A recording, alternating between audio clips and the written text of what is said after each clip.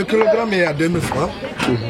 Il est à 2000 francs depuis le 26 octobre 2011. Le kilogramme a augmenté jusqu'à 2000 francs. Sinon, il était à 1800. Pourquoi cette augmentation? Bon, ça a été dû à plusieurs facteurs. Hein. L'augmentation a été due à plusieurs facteurs parce que on nous avait imposé l'abattage au niveau de la terrasse. Donc on a accepté, il y a eu des frais supplémentaires. Deuxièmement, il y avait un manque de porc, c'est-à-dire le marché est devenu un marché international. Tout de la Guinée-Bissau vient s'approvisionner ici au Sénégal. Donc finalement, c'est un marché qui est devenu international, c'était dur entre nous, on le prend trop cher. C'est ce qui a fait qu'aussi on a augmenté le prix. Ça veut dire que vous vous approvisionnez à partir de la Guinée-Bissau? Non, c'est la Guinée-Bissau qui vient s'approvisionner au Sénégal. Donc ça veut dire du coup, quand il vient s'approvisionner au Sénégal, il nous trouve dans le marché. Donc c'est une dispute. Parce que eux en Guinée-Bissau, ça coûte plus cher qu'ici. Donc quand ils prennent ça ici pour la ramener en Guinée-Bissau, ils le vendent facilement là-bas. Par rapport à nous. Nous, je veux dire que par exemple, si tu prends un porc ici à 20 000 francs ou à 40 000 francs, tu peux vendre ça en Guinée-Bissau le double, sinon plus. Alors que ici, si tu le prends à 50 000 francs, tu es en train de voir est-ce que tu pourras gagner les 50 000 francs. Parce que tu viendras l'abattre et le peser au kilogramme. Donc s'il y a un peu trop de gras, tu risques de perdre. On a augmenté le prix dû à plusieurs facteurs. Le facteur numéro 1, on nous a imposé d'aller à la Seras. Qui? C'est au niveau de la Sogas, la Sogas. Alors, prétendant que nous, on n'a pas un abattoir ici, donc on devrait aller abattre à la Seras. Donc c'est ce qui a fait qu'on a augmenté le prix. Parce qu'il y avait des charges supplémentaires entre-temps, transport, aller-retour. Et ensuite, je vous ai parlé aussi du marché qui est devenu un peu cher. Alors finalement, du coup, on a augmenté 200 francs par kilogramme. Donc ils ont voulu réglementer le marché, quoi? Ils ont voulu réglementer le marché, mais malheureusement, ils ne peuvent pas nous contenir. Au niveau de la Sogas, ils ne peuvent pas nous contenir. Tu vois ces vieilles femmes-là, ils amènent aujourd'hui, vendredi, les porcs à 17 h. On est à à la Seras. Le lendemain matin, tu vas à 7 h pour récupérer les caracas, tu trouves les porcs debout. Tu vois.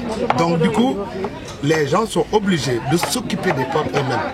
Donc c'est nous qui faisions tout et ensuite on paye les taxes au niveau de la Seras pour ressortir avec. Alors jusqu'à un certain moment, on leur a dit que nous, tant que vous ne pouvez pas nous contenir, nous on ne vient plus chez vous.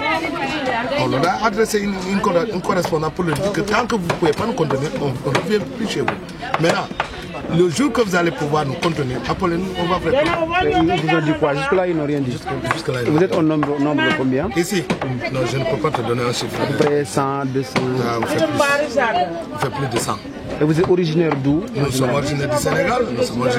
C'est vrai qu'il y a des gens qui sont originaires de la Guinée-Bissau, mais c'est des gens qui ont grandi ici, qui sont nés ici. Ils sont peut-être originaires de la Guinée-Bissau, mais ils sont nés ici, ils ont grandi ici. Et pourquoi les femmes sont majoritairement des vendeuses de...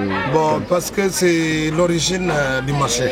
C'est l'origine du marché qui est comme ça. Parce qu'avant, ici, comme vous connaissez, je ne sais pas si vous avez entendu parler de Bignona. Bignona, avant, c'était un village. Un village là où on vendait la viande de porc, on vendait le vin, l'alcool, il y avait tout. Donc les gens venaient, les week-ends, les gens venaient s'amuser, boire, manger, le soir ils rentrent chez eux. Donc la plupart de ces métiers étaient exercés par les femmes. Les hommes n'étaient même pas là-dedans. Donc c'est quand on a commencé à développer le commerce que les hommes ont vu que c'est peut-être un métier qui pouvait faire vivre beaucoup de gens, donc ils sont intégrés. C'est ce qui fait que les hommes sont plus nombreux. Mais du coup, aujourd'hui, les hommes sont en train de venir petit à petit. Mais ici, est-ce que vous ne regrettez pas quelque chose si l'on fait allusion à ces bars? Beaucoup même. On regrette beaucoup même. Parce que quelquefois, moi j'ai l'habitude de le dire. J'ai toujours dit que gouverner, c'est prévoir, comme on le dit. Donc, moi j'ai toujours dit que quelque part, il y a les responsables politiques ou bien les responsables administratifs ou responsables de collectivités locales qui sont en train de regarder les gens se battre sans pour autant donner un coup de main. Parce que si vous voyez l'environnement, ici, là où vous voyez, c'est tout le monde qui vient ici. Hein. Les Américains, les Chinois, les Indonésiens, les Hollandais, les Allemands, les Français, tout le monde vient ici. tout le monde vient s'approvisionner de la viande ici. Il y en a qui ont peur parce que c'est par rapport à l'environnement, n'est-ce pas? Donc moi j'ai toujours dit que l'État pouvait faire quelque chose pour nous. Il pouvait nous trouver une bonne place, il pouvait nous construire un marché moderne. Parce que ça, les codes diplomatiques des autres pays, ça prisonniers ici. Les Malgaches, je sais pas. Mais est-ce que vous payez les taxes correctement? Bien sûr, je peux même vous montrer.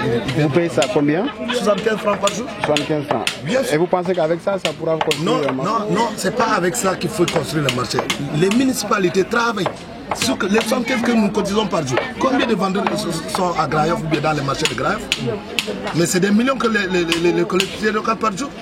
Ils récoltent des millions par jour. C'est eux qui devraient faire. C'est pas 75 francs qu'ils doivent faire payer. Mais quand toi tu connais le code du travail, tu connais le code des marchés, comment ils construisent. Une tête de cochon coûte combien? Ça varie d'une tête à une autre. Ça veut dire? La grandeur. Plus elle est petite, elle est moins chère, plus elle est grande, elle est plus chère. Et aussi il y a la qualité. Des fois elle a. Parlez-nous de qualité, oui, s'il y a trop de gras. Oui, des fois elle a trop de gras, là tu ne peux pas le vendre à un prix cher. Tu es obligé de casser le prix pour pouvoir le vendre. Combien à peu près? Ça dépend, ça coûte entre 2500, 3000, 3500, 4000, jusqu'à 5000, jusqu'à 6000. Oui. D'accord. Qu'est-ce qui est le plus acheté? Est-ce que c'est la tête? Est-ce que c'est la viande ou les... La tête n'est pas plus achetée, c'est la viande surtout qui est plus achetée. Et même les pâtes, ça marche mieux que la tête. Les pâtes, ça coûte combien? Ça dépend aussi, ça peut coûter 1500 jusqu'à 3000, jusqu'à 4000. Ça dépend du volume.